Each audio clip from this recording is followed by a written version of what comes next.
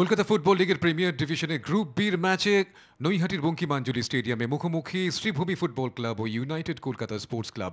শুরু থেকেই দুটি দলই যথেষ্ট আক্রমণাত্মক ফুটবল খেলে এবং বেশ কিছু সুযোগ তৈরি করে।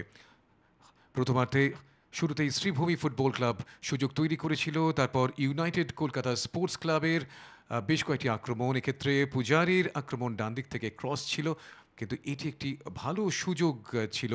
শ্রীভূমির পীয়ূষ, যিনি সবচেয়ে বেশি গোল করেছেন শ্রীভূমির হয়ে, তিনি এই সুযোগটি তৈরি করেছিলেন। মাইনাসটি ভালো ছিল, কিন্তু সবুজ জার্সিধারী কোনো খেলোয়াড় সেখানে ছিলেন না। এক্ষেত্রে বিনিল পূজারির ক্রস, কিন্তু শুভ মাথায় বলে সংযোগ ঘটাতে পারেননি। বেশ কয়েকটি দূরপাল্লার শট ছিল, এক্ষেত্রে ইরফান সর্দারের শট ছিল। আবারও সেই বিনিল পূজারি বেশ কয়েকটি আক্রমণ করেছেন এবং শট মেরেছেন গোল লক্ষ্য করে। এক্ষেত্রে রবি দাসের শট একটুর জন্য লক্ষ্যভ্রষ্ট। কর্নার থেকে বেশ কিছু সুযোগ তৈরি হয়েছিল, কিন্তু এই সেট পিস থেকে তেমন কিছু কাজের কাজ করতে পারেননি কোনো দলের ফুটবলাররাই। জেকব এই শটটি মেরেছেন। বেশ কয়েকটি শট তিনি মেরেছিলেন দূর থেকে, যেমন মেরেছেন শ্রীভূমি ফুটবল ক্লাবের ঋতিক রাওয়াত, তিনিও কিন্তু লক্ষ্যে রাখতে পারেননি বল।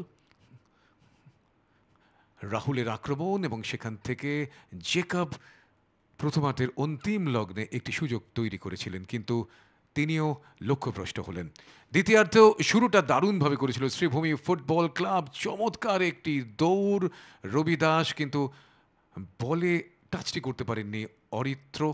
তারপর একটি ফ্রি কিকও পেয়েছিল, সেক্ষেত্রে কলকাতার গোলরক্ষক বিপদ বাঁচিয়েছেন এবং এক্ষেত্রে ইউনাইটেডের এবং শ্রীভূমির গোলরক্ষকও বেশ কিছু গোল বাঁচিয়েছেন। নংডংমা নংরেন